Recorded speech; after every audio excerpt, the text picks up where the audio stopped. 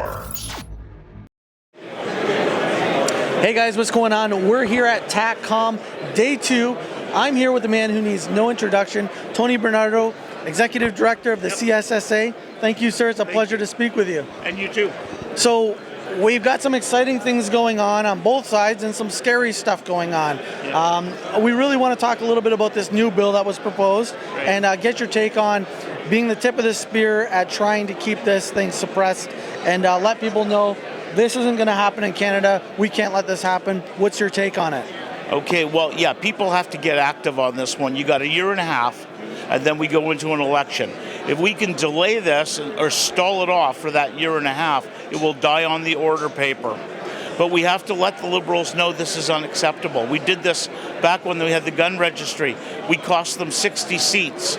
People have to do this again. They have to bloody their nose one more time. There's a huge number of members of Parliament on the Liberal side that don't support this legislation. People need to let them know that we support the people who don't support the legislation. You got to get to them too. You know, this legislation, it contains things in it that are much more insidious than what it seems like on face value. Absolutely, and I got to get your take on Trudeau's post about you don't need a firearms license or a license to pick up a gun when you're purchasing. Does our Prime Minister have any concept of the law, or is this just he does and he's just playing games in your opinion? Well, either way it's bad, isn't it? I mean, he shouldn't be making laws about something that they don't know anything about, number one.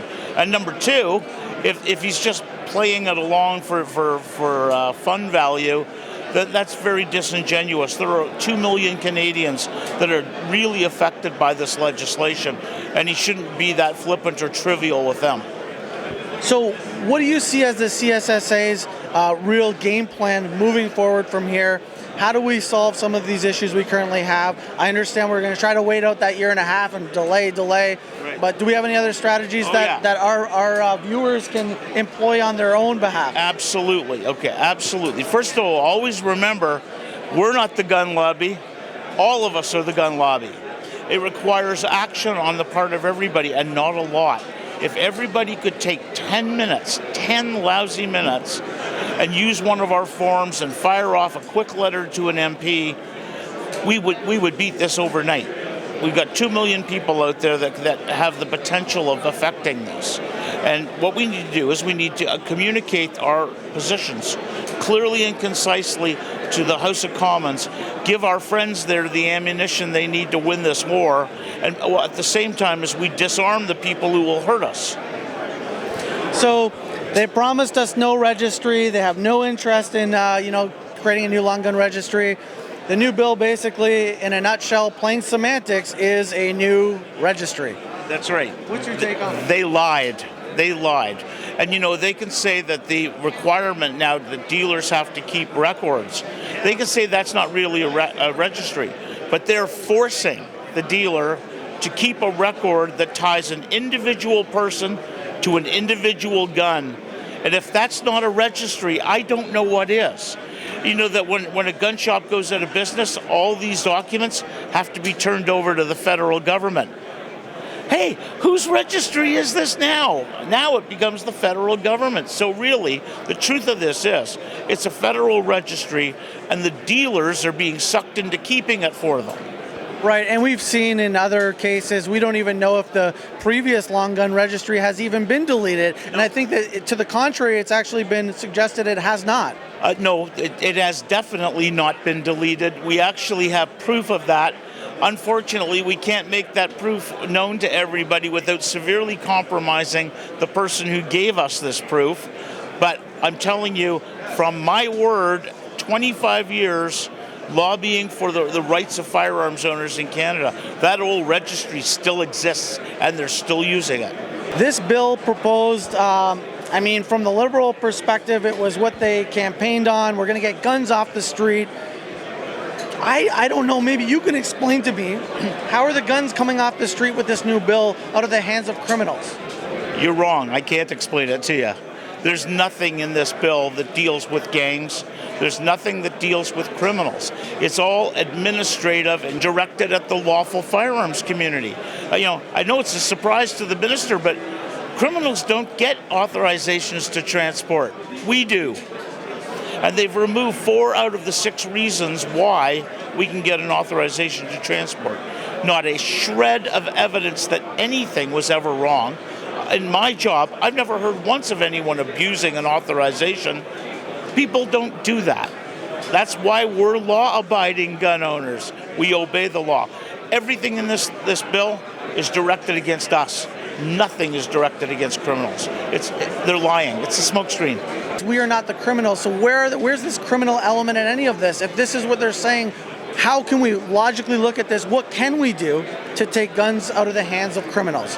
What's the real answer then? If you were in the Prime Minister's position, what would that look like if it was a bill for you? I would be doing exactly what they've been doing, which is consulting all the people across Canada who are specialists in gangs. They just did a Guns and Gangs Summit. I was there. About 20 minutes of the whole thing was about guns, and all the rest of it was about gangs. And Canada has severe gang problems. This meeting was put together to develop strategies on how to deal with gangs. If I was the Prime Minister, that's what I would do too. But I sure as heck wouldn't scapegoat honest, law-abiding people in order to do that. They don't need to do that. People don't want us punished. They want the gangs punished. Tell me a little bit about Section 12.9. Explain to me what are the concerns here that all of our viewers need to be understanding about. 12.9 is a newly created category in the new legislation. It's the only category of prohibited firearm that has no criteria. Anything can be put into 12.9. Anything. A single shot shotgun can be put into 12.9. Anything. And the government will give you the rationale, well, you get to use it until you die. You can take it to the shooting range and do that. You can't hunt with it, but at least you can shoot it in the shooting range. Sorry, prohibited is prohibited. This goes into the same category as 12.6. And you're probably young enough not to have 12.6, right? Right. Well, I'm old enough to have it, and I bet you wish you did too. Okay? Well, this is what the next generation's going to have with 12.9. And you know, things like, for example, the Ruger Mini 14. There is no place in the existing legislation to prohibit the Mini 14 because it doesn't meet the specification for any prohibited firearm. But it meets the specification for 12.9. 12.9 is a gigantic hole in the ground. Throw in your firearms and they're gone. But I mean, at least we have elected officials that are going to choose the classifications of these weapons, don't we? Well, do we? I mean, this is crazy because the government, the politicians are telling us now that the RCMP has that ability to choose. In fact, it's a lie. They don't have the ability to choose. The new bill doesn't give them the ability to choose. Only federal powers can come from the House of Commons. But what's going to happen is the RCMP are going to recommend to the minister that they ban SKS rifles. The next thing you know, they're 12.9, boom, and they go to the hole and they're gone. And there's nothing in 12.9 as a criteria as to what makes a 12.9 other than somebody put it in the list. Kind of like the CZ858 and the Swiss Arms. All of a sudden, it's been here forever, no problem, non-restricted. Right. Boom, prohibited. Boom, gone. That's right, gone. And you know, they're saying, yeah, but it's not that bad. You can still shoot it. And you know, there's a huge section of the great unwashed out there that go, well, yeah, I guess that's okay. It's not okay. 12.9 is enabling legislation to do huge and wholesale confiscations. People have got to wake up to this.